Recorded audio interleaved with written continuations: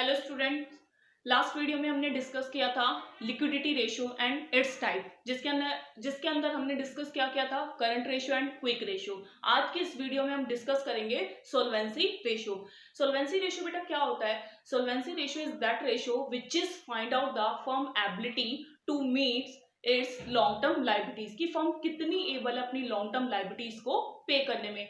क्या फर्म के पास इतना सफिशिएंट बैलेंस है कि फर्म अपनी लॉन्ग टर्म इंटरेस्ट प्लस उसकी लाइबिलिटीज को पे कर पा रही है या नहीं कर पा रही। ये रेशियो आपके 4 टाइप्स के होते हैं। फर्स्ट इज डेब्ट equity ratio, second is total assets to डेब्ट ratio, third is proprietary ratio and fourth last is interest coverage ratio. In ratio को हम डिस्कस करेंगे one by one with example and formula. तो आपका first ratio होता है डेब्ट equity ratio. देखो डेब्ट इक्विटी रेशियो क्या होता है? डेब्ट equity ratio is that ratio which is find out the relationship between long term debt and shareholder fund। जो long term debt और shareholder fund के बीच में रिलेशनशिप को रिप्रेजेंट करेगा वो आपका कौन सा रेशियो कहलाएगा? डेब्ट इक्विटी रेशियो। ये रेशियो क्या इंडिकेट करता है? जो प्रपोर्शन ऑफ फंड है वो कितना एक्वायर्ड कर रखा है आउटसाइडर से in comparison of share holder fund. ये रेशियो का फॉर्मूला आपका क्या बनता है? देखो इसी से ही इसका फॉर्मूला रेज होगा। डेब्ट equity ratio is equal to डेब्ट डिवाइडेड बाय इक्विटी।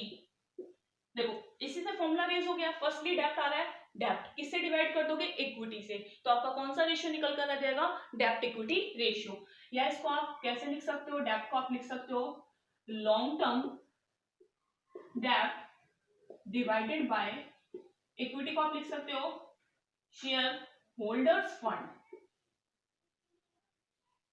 ओके, अब बात आती है लॉन्ग टर्म डेब्ट में क्या इंक्लूड होता है बेटा? आपका जो लॉन्ग टर्म डेब्ट है इसमें लॉन्ग टर्म लाइबिलिटीज को इंक्लूड किया जाता है जिनको पे किया जाता है 1 ईयर से ज्यादा के लिए, जिसको आप यूज कर सकते हो और 1 ईयर के बाद इनकी पेमेंट की जाती है। वो आपके कौन से डेब्ट होते हैं? लॉन्ग टर्म डेब्ट। इसके अंदर बेटा क्या क्या आता है आपका? लॉन्ग टर्म बोरोइंग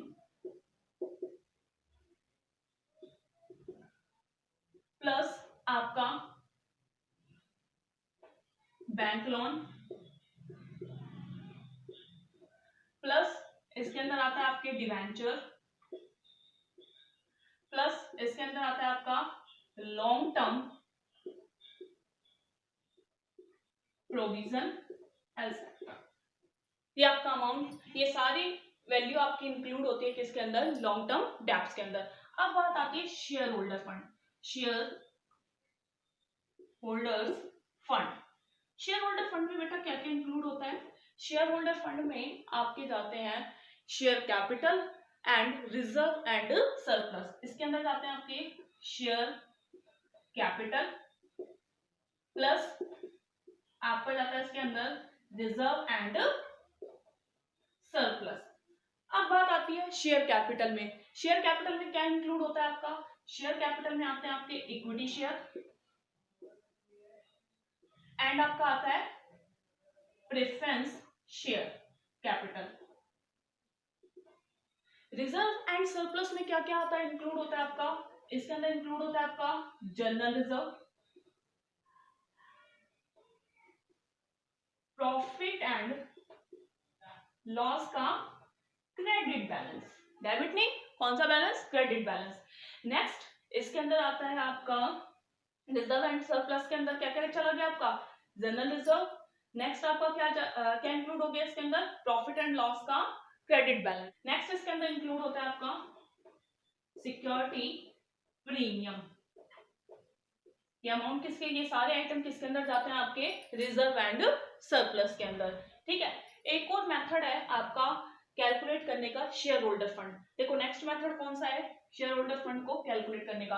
ये मेथड होता है आपका, दो मेथड चलते हैं इसके। First is liability side, second is आपका एसेट साइड। क्योंकि जितने भी रेशियो है आपके, ये आपकी बैलेंस शीट के थ्रू ही कैलकुलेट होंगे। बैलेंस शीट आपको क्वेश्चन में गिवन होगी और उसके थ्रू ही आपको क्या करना पड़ेगा? इसको कैलकुलेट करना पड़ेगा। तो आपका शेयर होल्डर फंड अगर लायबिलिटी साइड वाली आइटम आपको गिवन है तो आपको आप इन आइटम को पुट करके क्या निकाल सकते हो, शेयर होल्डर फंड। सेकेंडली, अगर सपोज ये आइटम आपको गिवन नहीं है और आपको असेट साइड आइटम गिवन है, तो आप उसके थ्रू शेयर होल्डर फंड कैसे कैलकुलेट करोगे? तो इसके अंदर आता है non current assets plus working capital minus non current liabilities.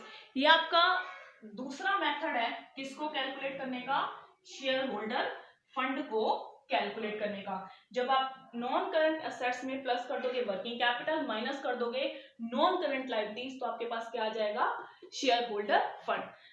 एक चीज और बेटा, इसके अंदर इसका भी अपना एक आइडल रेशियो होता है। इसका आइडल रेशियो होता है 2:1। मतलब फर्म के पास अगर 2 डेब्ट्स हैं तो उसके पास कम से कम इक्विटी कितनी होनी चाहिए, 1 इक्विटी उसके पास होनी ही चाहिए। ये उसने आइडल रेशियो बता दिया। अब बात आती है, ये रेशियो जितना ज्यादा होगा उतना ही फर्म के लिए रिस्की होता है और जितना कम होता है उतना ही ये फर्म के लिए बेटर होगा। सपोज क्वेश्चन में आपका निकल के आता है 1:1, तो ये रेशियो आप क्या फाइनेंशियल पोजीशन को शो करेगा, ये बेटर फाइनेंशियल पोजीशन को शो करेगा। बट अगर क्वेश्चन में आपको क्या निकल के आता है रेशियो 3:1, तो ये कैसी फाइनेंशियल पोजीशन को शो करेगा, ये रिस्की फाइनेंशियल पोजीशन को शो करेगा। आइए इसका हम एक एग्जांपल देखते हैं, एग्जांपल के थ्रू आपको ये क्वेश्चन अच्छे से समझ में आ जाए। आपका एक एग्जांपल है, एग्जांपल के थ्रू देखो इसको समझते हैं, डेब्ट इक्विटी रेशियो को। तो एग्जांपल आपको क्या दे रखा है बेटा, कैलकुलेट डेब्ट equity ratio and comments on it. आपको इस पर कमेंट देना है कि जो रेशियो आपके पास आया उससे आपकी बिजनेस की फाइनेंशियल पोजीशन कैसी शो हो रही है। ठीक है, तो फर्स्टली मैंने आपको पहले भी एक चीज बताई थी और आज भी एक चीज बताती हूँ कि क्वेश्चन को करने से पहले we will put the formula. ठीक है, तो देखो फॉर्मूला पुट करो ताकि आपको ये पता लग जाएगा कि एक्चुअल में आपको निकालना क्या है। तो सबसे फर्स्ट ऑफ ऑल डेब्ट इक्विटी रेशियो, फॉर्मूला क्या है, डेब्ट डिवाइड बाय इक्विटी, या इसको क्या लिख सकते हो आप, इसको लिख सकते हो लॉन्ग टर्म डेब्ट divided by share holder funds. ठीक है, आपको शेयर होल्डर फंड और लॉन्ग टर्म डेब्ट दोनों ही निकालना है। आपको फॉर्मूले से पता लग गया कि आपको एक्चुअल में निकालना क्या है। तो फर्स्टली हम क्या निकालेंगे, लॉन्ग टर्म डेब्ट। मैंने बताया था आपको लॉन्ग टर्म डेब्ट में क्या क्या इंक्लूड होता है, long term provision, long term borrowing, mortgage loan, bank loan, ठीक है, डिवेंचर, ये सारे के सारे किसके पार्ट है, लॉन्ग टर्म डेब्ट के। देखो लॉन्ग टर्म डेब्ट में क्या क्या आएगा आपका, long term borrowing plus long term provision. तो लॉन्ग टर्म बोरोइंग आपको कितना है, 1,20,000 प्लस प्रोविजन आपको दे रखा है 50K, तो 1,70,000 आपके पास क्या निकल कर आ गया है, लॉन्ग टर्म डेब्ट। अब क्या निकलेगा आपका, शेयर होल्डर फंड। तो शेयर होल्डर फंड का मैंने फॉर्मूला बताया था आपको, लायबिलिटी साइड वाला। इसका फॉर्मूला होता है शेयर कैपिटल प्लस आपका रिजर्व एंड सरप्लस। तो देखो इसके अंदर शेयर कैपिटल क्वेश्चन में ऑलरेडी आपको गिवन है 2,50,000 प्लस रिजर्व कितने दे रखे हैं, 1,10,000 के। तो टोटल 3,60,000 आपके पास क्या निकल कर आ गया, शेयर होल्डर फंड।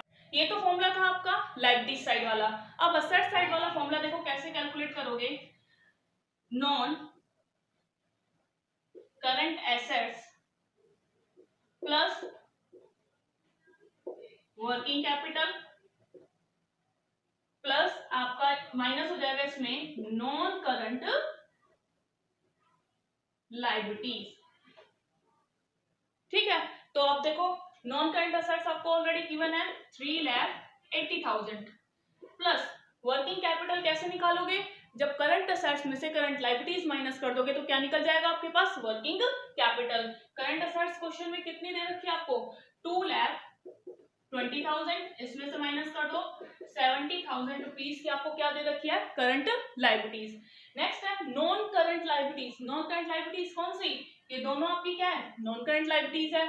तो कितनी, 1 लाख, तो 3,60,000 आपका क्या निकल कर आ जाएगा, शेयर होल्डर फंड। अब वैल्यू को पुट करो फॉर्मूले के अंदर।